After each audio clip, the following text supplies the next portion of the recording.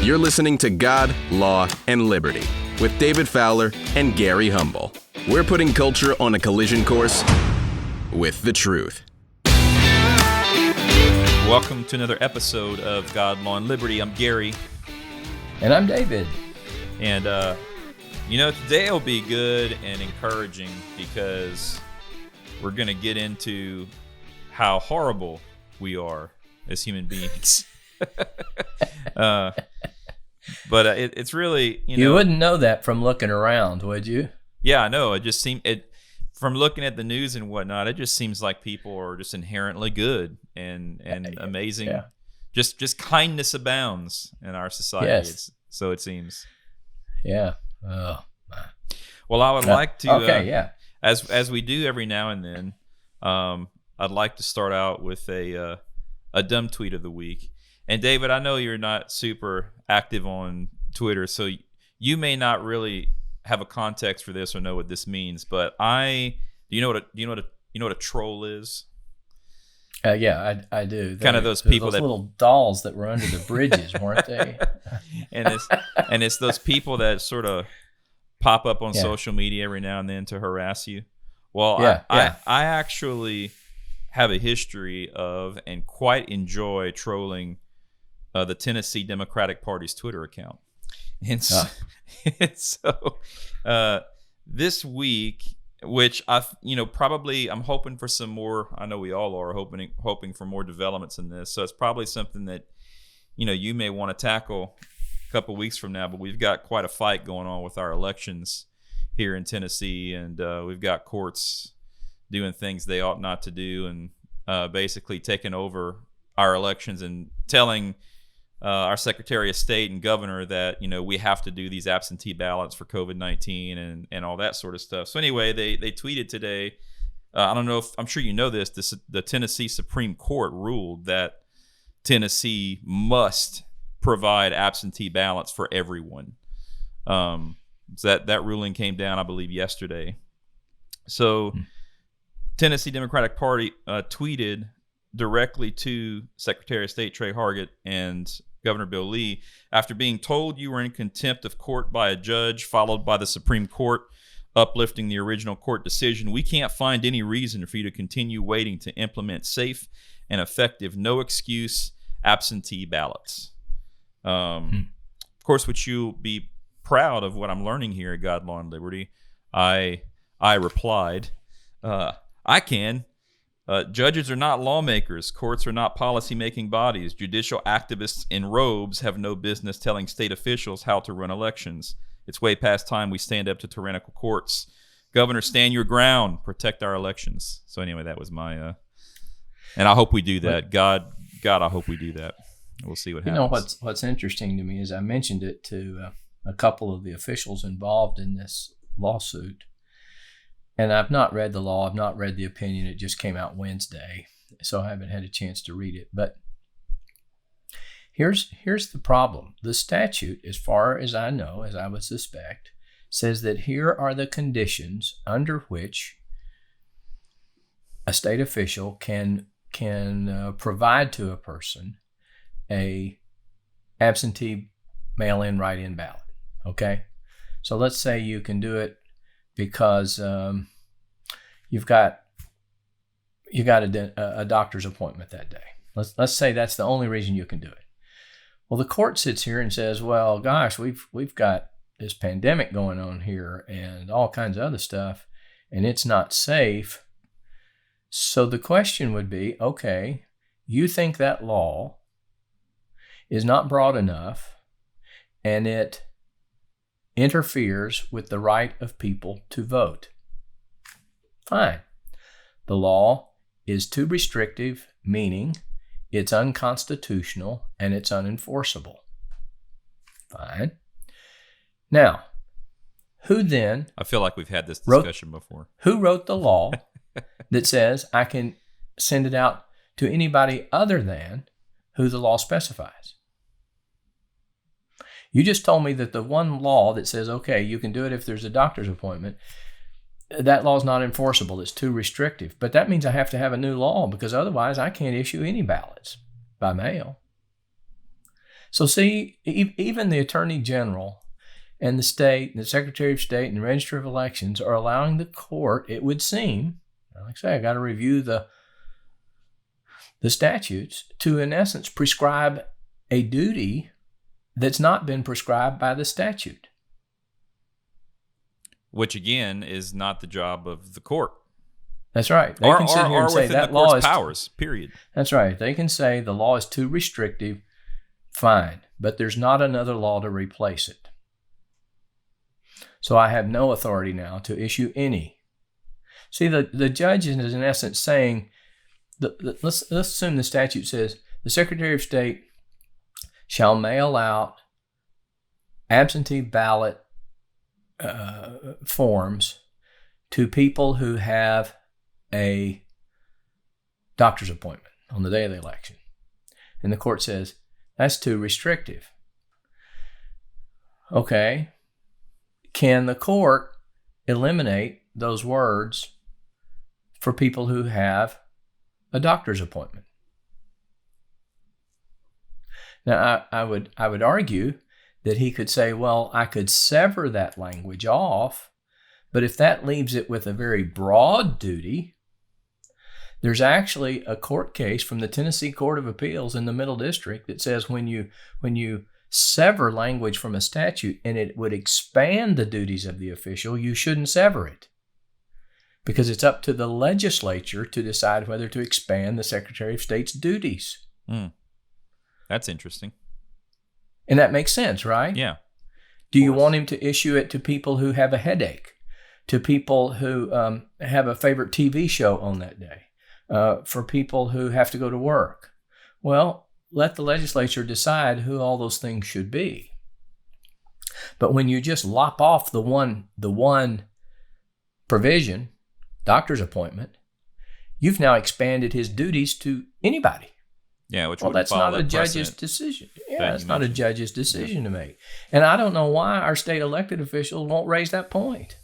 Well, I hope it's the they same do. problem I got with Obergefell. I don't know that they've responded to this yet, so I'm anxiously awaiting how this is going to pan out.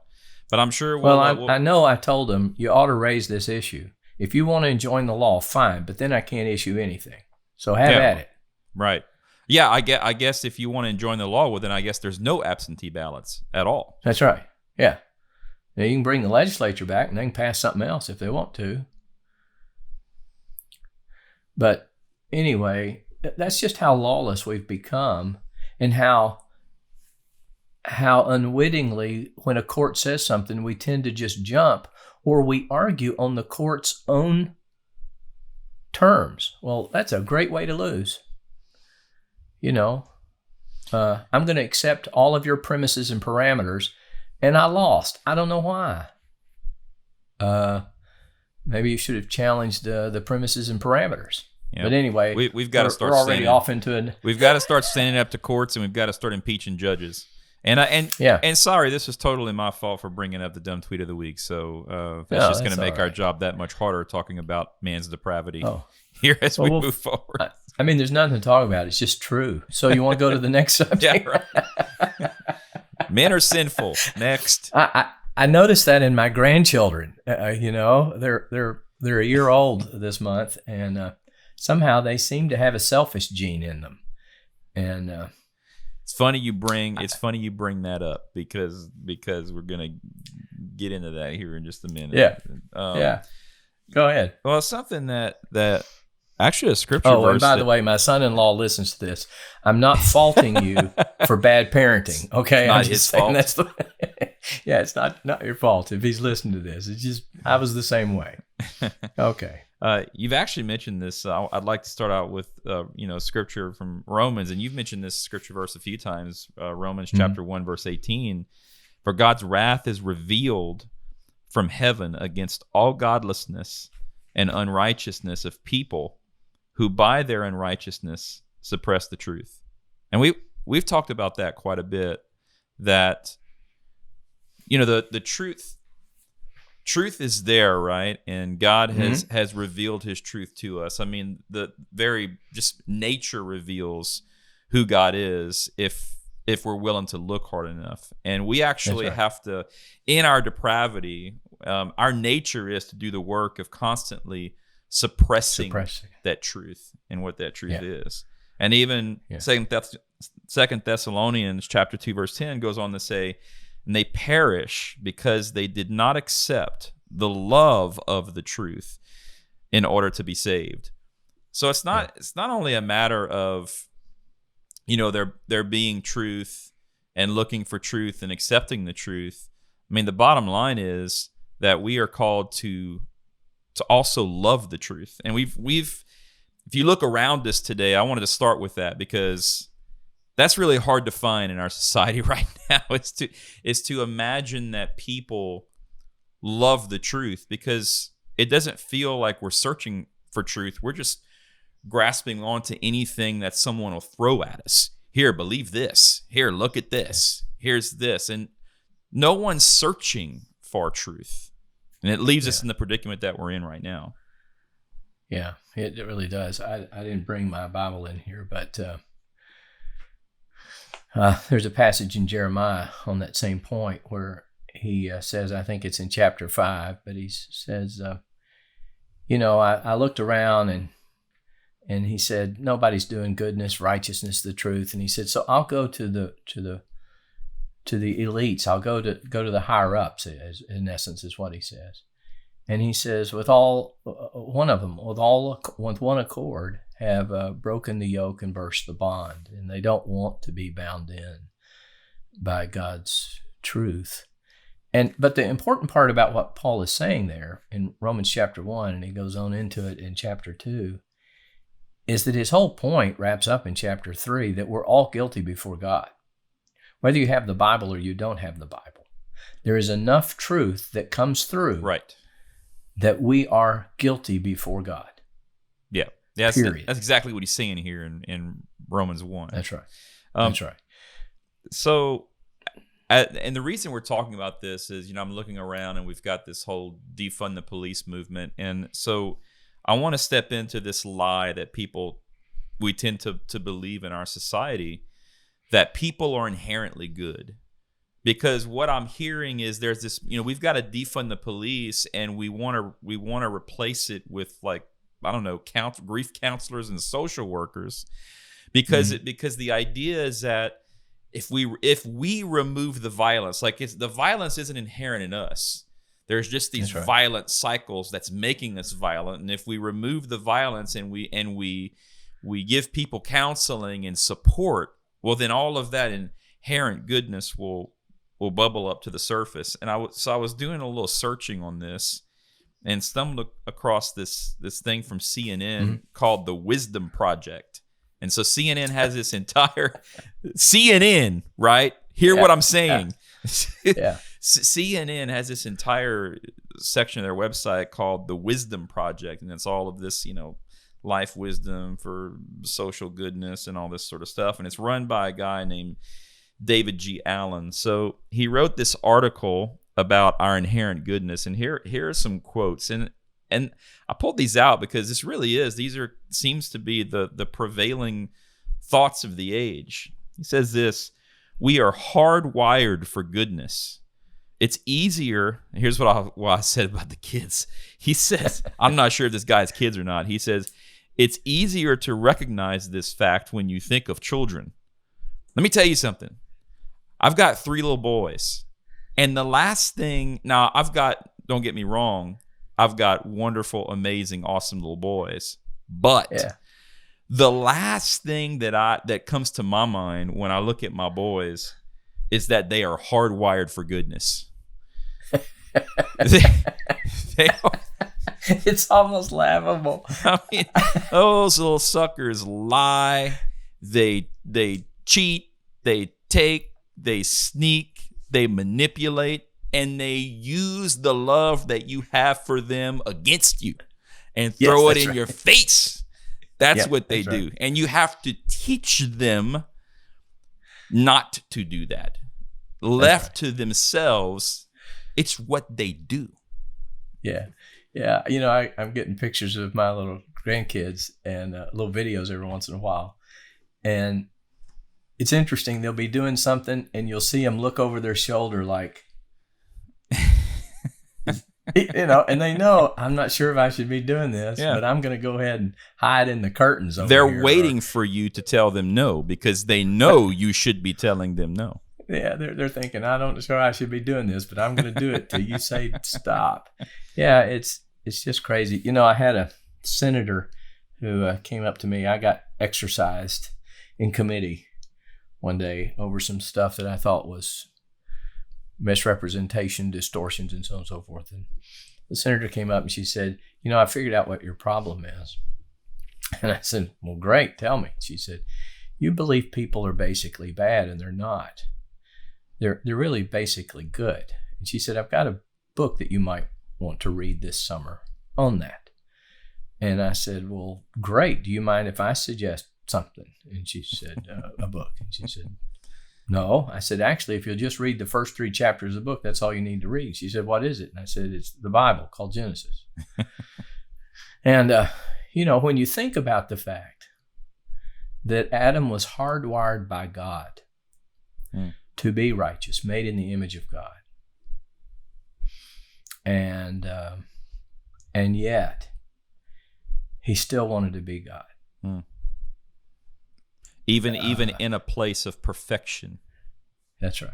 There were no violent cycles of life happening around him. He was living in the midst of perfection. Yeah, and it wasn't even said really that the tree that he wasn't supposed to eat from was itself bad. I mean, if you notice, Eve said, wow, this looks really good to eat. It's beautiful. Mm-hmm. If God had said, look at that nasty, crusty old thing over there. I mean, just don't eat off that thing. I'd look at it and say, why would I even want to? But see, she ate anyway. And so, if you start with the wrong premise, you'll come to the wrong conclusion. Well, and he goes on to say, continuing that thought, he says, remember, we I'm just about to read this and I think, God, how stupid this is. He says, remember, we start from a place of moral purity, but under certain circumstances, we are all capable of doing things to others that are painful and vicious. In other words, we start out pure. It's all of the circumstances of life that cause us to do the things. That's what makes us bad. That's right. Anyway, and then he goes on to pray, which I thought this little connection piece was interesting. I thought, well, isn't that something? He goes on to praise his professor named Coleman McCarthy, and so I looked up Coleman McCarthy. Well, he just penned an article on April 17th in the National Catholic Reporter. The article's called "Bernie Sanders Inspires Me to Be Better," and he's also an avowed socialist. So it's like, and it makes sense, right? Because you can see where this idea of inherent goodness leads you. It leads you to socialism. It leads you to this idea that because of how good we are, we can get to this utopia place if we can just figure it out because we're all good. Yeah.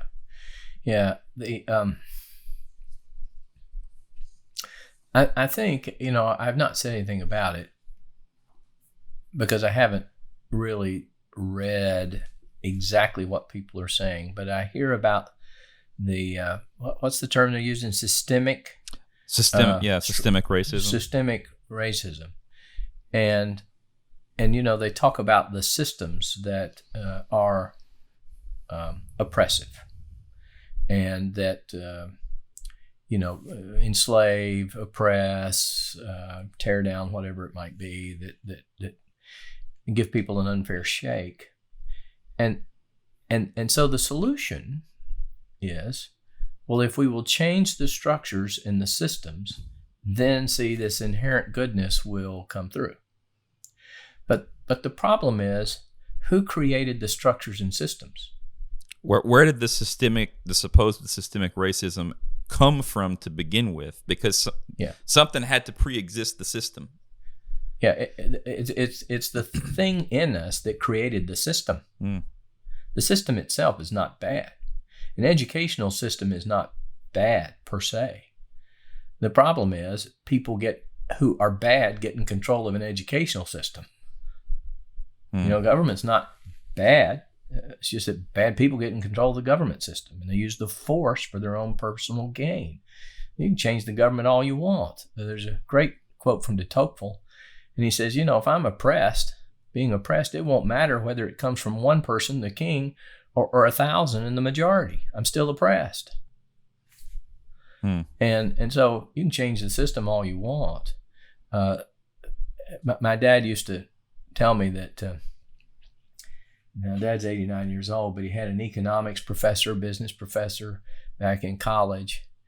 And somebody says, well, we just need to take everybody's paycheck and, redistribute it. And the professor said, so what good did that do? And he said, well, everything would be equal. And he said, no, by the end of the week, the people that made it unequal would make it unequal again. And there's the thing. It's all about, I don't want you in power because you're oppressive. So the people that are underneath take the power and become oppressive. That's what they do. Right. And that's why de Tocqueville said it doesn't matter whether I'm oppressed by the tyrant or, whether the tyrant shows up in the form of a king or the Pope or the majority. Or a majority, yeah.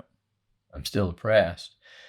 And one of the things, I had a friend of mine call me the other day, and he said something that was really, really good. He said, we're in a cycle where all there is asking forgiveness. I'm sorry. And all there is repentance. And there's no forgiveness and no absolution. Right.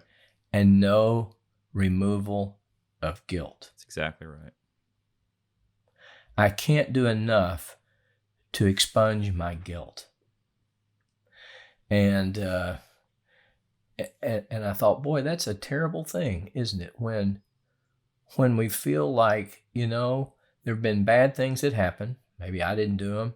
Maybe I've acquiesced to them. Maybe I've not spoken up as I should. So maybe there's a part where I'm guilty in all of this. But I can't ever expiate my guilt. And that's what the cross was about in large part, wasn't it? It wasn't just making us right with God, but first our guilt had to be expiated. Right. We had to be reconciled with God. How do I get rid of this stuff? Yeah, how do I get rid of this? I'm a big screw up. How do I deal with this guilt? Yeah. And that's why the beautiful part in Romans chapter 5 starts out with, and now we have peace with God. And see, ultimately, our sin is not just against our neighbor, it's ultimately against God. When I'm a racist, it manifests itself against a person of a particular ethnicity. But the ultimate wrong is against God. Yeah, that's not where the real sin is. Yeah, it's against God. Yeah. And so I can ask the black person all day long for forgiveness, and he may or may not give it to me. But ultimately, I can always go to God and say, my conscience is clear. My conscience is clear because my real offense, the gravity of it, the root of it, was against God. And so we're right in the middle of the racial divide in our current culture with this idea. But when you think about, this is such a divisive ideology on this belief that we're inherently good. You were talking about systems earlier. It even made me think about, because you were saying, well, the system itself isn't bad. People make the system bad. And I thought, well, you can even apply that. Think about the gun debate in America, and how you just can't get the two sides to agree because you have one side that truly does believe if you people are good and if you just take the guns away, well then we're just going to solve the world's problems. There's not going to be any more mass killings and homicides and gang violence because we took the guns away. And then there's another group of people that believe, honey, it ain't the guns. Bad men will find a way to take your life, whether you give them a gun or not. And ultimately, I don't know if we want to say, well, I'll go ahead and say it, but and I hope I don't jump too far ahead or just end the show right here with this. But the real root of the problem is that we have turned away from God. We've disestablished God.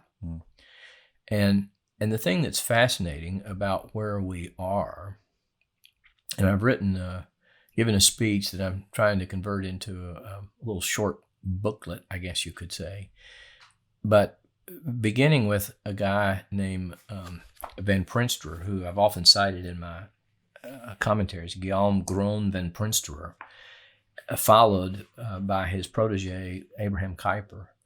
They were saying in the 1800s that this is exactly what's going to happen in the United States. What was happening in Europe. So let me just give a little quick history lesson here. I think people will appreciate. Yeah. And Prinsterer was an educated man. He was involved in the government, got out of politics for a period of time, but ultimately came back, and he wrote a book that I would recommend to people called Christian Political Action in an Age of Revolution. It's not a big book. Some of the history, the names you'd have to look up to slug through, but it's not that hard, and it's pretty short. But he founded a party, or a caucus, really, is what you'd call it. Sort of like we have the prayer caucus in Congress, and we have the black caucus and the women's caucus and the whatever else. He founded a caucus called the Anti-Revolutionary Caucus. Now that doesn't sound like a very promising name. Nobody taught him about words that work and all that sort of stuff. But his point was the French Revolution had injected into the body politic of Europe a poison that was against God. No God, no master. That was sort of the slogan. No God, no master. The church had become corrupt and too much in bed with the king, and so they threw out everything. The church, the king, so on and so forth. And well, that was fine in France, but it began to spread to the Netherlands. And of course, there were ties at one point between parts of the Netherlands and France and so on and so forth. And so he said, we better stop this, or the Netherlands is going to go under, and we're going to be just like the French. We're going to have a revolution. So he founded the Anti-Revolutionary Party. Now, what's interesting is that his chief disappointment, his chief critics were not the godless, which is what you would expect, right? They were the Christians who attacked him. Now, I'm just going to read you what he said. Now, this is all a quote. But he says, coming as it does from Christian friends, the charge that we're problem here gives us ground for astonishment. The Anti-Revolutionary Party, they say, injures both religion and politics because it insists on confusing what should be kept distinct and separate. Now, why, after having wholeheartedly embraced evangelical beliefs, why do they not see that the prevailing spirit of our times has its origin and reason for existence in a rejection of revealed truth? Why don't they see that the overthrow of the religious, political, and social order wasn't the result over in France of a revolutionary blip, but out of a revolutionary condition? And that perpetual revolution always has been and always will be the inevitable consequence of the denial of man's dependence on the God of nature, history, and the gospel. Why do they not see that this evil cannot be brought to an end by merely attacking its symptoms?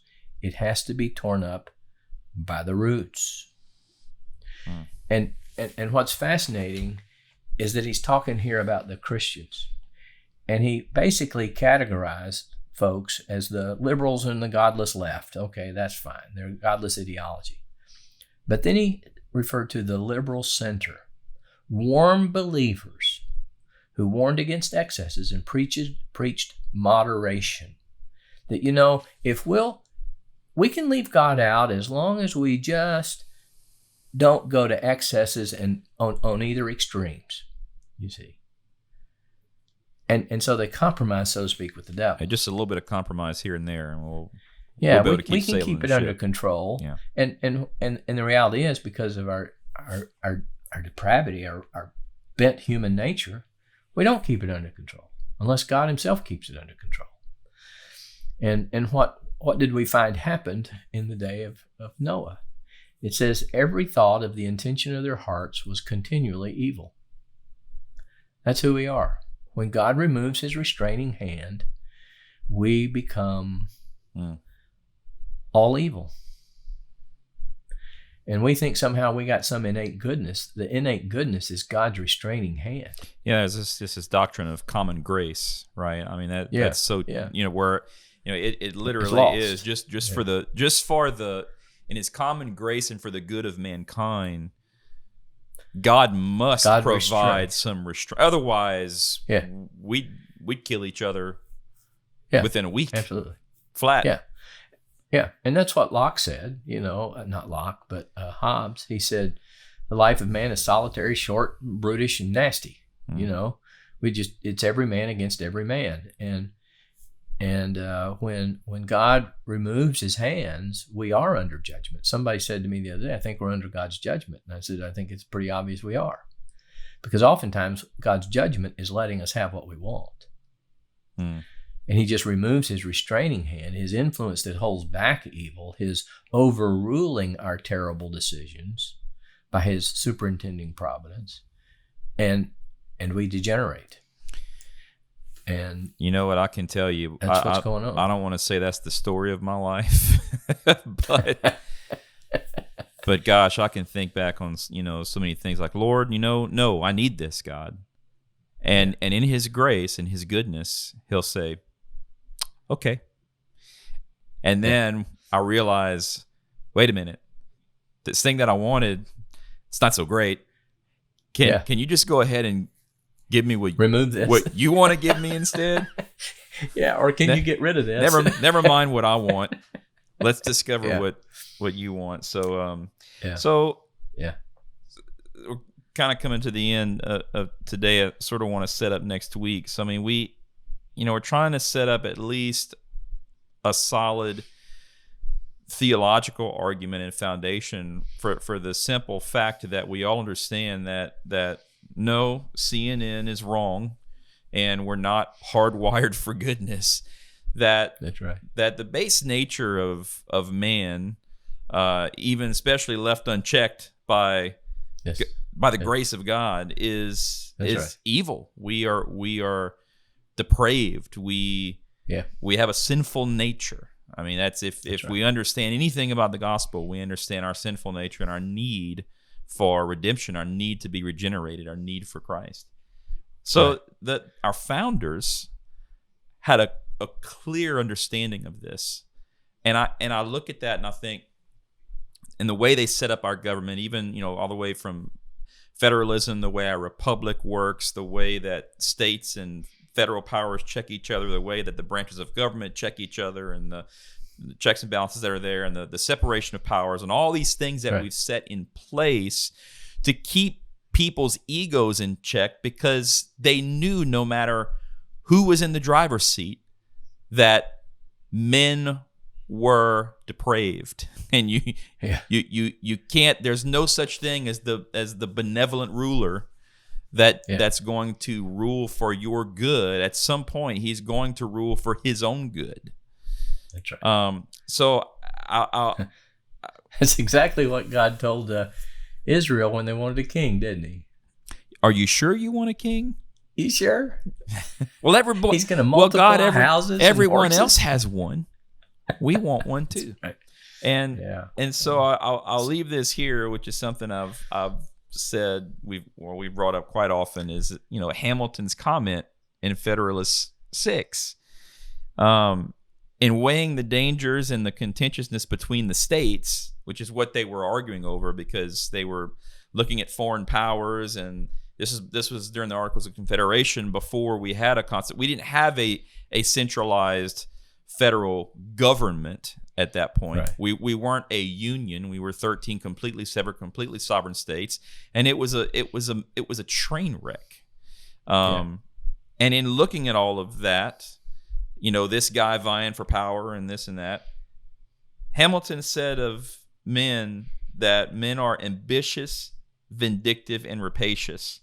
And I looked up the word rapacious, and that word is greedy. They're killers. They take things by force. They plunder. They're covetous. And I thought, well, gosh, that's sort of the Ten Commandments, isn't it? I mean, they're absolutely right. I mean, isn't that, Ten Commandments? Don't covet your neighbor's wife. Don't steal. Don't kill. Right. Pretty basic things that we have built in clearly. And our founders understood that, and I think the reason that we've come so far from what federalism is supposed to look like, and we don't even understand our Constitution anymore, is because we don't understand our depravity anymore. If you approach the way that our government was set up from the idea that men are good, well, it's clear that you can't understand how our government functions if you're operating from that premise. Yeah. The interesting thing will be is that I think we have truly an inspired form of government. And if we burn it to the ground and think we can now devise some new, better thing, the question would be, if with all these checks and balances, we became oppressive and rapacious, what will we do when those restraints are removed? Oof. What makes you think that's really good? Another system will be better that has no such checks on it. Those rapacious people will have no checks on them. And really, the Christians are the ones that need to wake up. They think we can play with fire and not be burned in our bosom, as the scripture says. And that's just impossible. And that's what we're doing. That's what the church is. That's a really great thought. That's a really great way to put it. All these people, burn it down. Well, if you think you're oppressed now, wait till you burn it down. I mean, what do you think you're going to replace this with that's going to keep the evil hearts of men in check in such a way that even this form of government was not able to do? That's a great question. Yeah. If this won't restrain us, what will? God help us. Amen. So that's next episode. Yeah, we'll get more into this. So we're excited to get into this with you next week. And I told you we started out that letting you know up front that today was going to be super encouraging. So I hope you leave God, Law, and Liberty feeling really good about yourself and ready to take on the world. But really, in all honesty, I really hope that you leave this episode understanding your deep-rooted need for a Savior. Amen. We all do. That's where liberty comes in, doesn't it? That's where true liberty is. Thank you all for joining us on this episode. As always, we love to hear your comments and questions. You can email us at info@factn.org. That's info@factn.org. And God bless you. We'll see you next time. If you enjoyed this episode, don't forget to subscribe. And if you want to help spread the word, please give us a 5-star review and tell your friends to subscribe too. We're available on Apple Podcasts, Spotify, and wherever you listen to podcasts. God, Law, and Liberty is a podcast of the Family Action Council of Tennessee. We are a 100% supporter-funded nonprofit advocating for family, life, marriage, and religious liberty. For more information, please visit us at www.facttennessee.org. That's FACTennessee.org. And please follow us on Facebook, Twitter, and Instagram @FactTennessee.